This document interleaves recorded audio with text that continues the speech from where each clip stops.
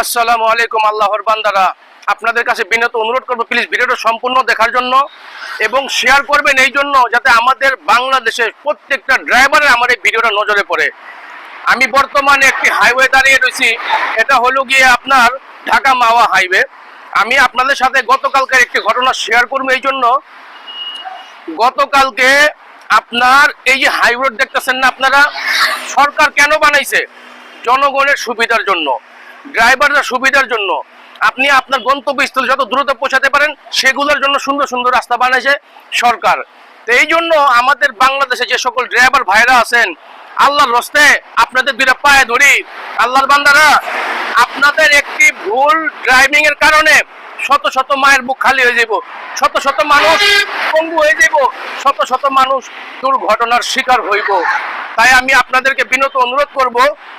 আর ঘটনাটা হলো গিয়ে, গতকালকে আমি একটা বাসে উঠছি, সেই বাসের ওভারটেক করার কোনো দরকার নেই, কিন্তু সে দুইটা বাসকে চ্যালেঞ্জ করে ওভারটেক করার জন্য হরেন দিতেছে, হেডলাইট মারতেছে। তাকে বলতেছে, ভাই ওভারটেকের দরকার কি? ভাই আপনার ওভারটেকের দরকার কি? তো বাঁচানোর মালিক আল্লাহ। তার একটি ভুলের কারণে আজকে একটা দুর্ঘটনা হইতে পারতো, সেই দুর্ঘটনা থেকে বাঁচানোর মালিক হয়েছে আল্লাহ।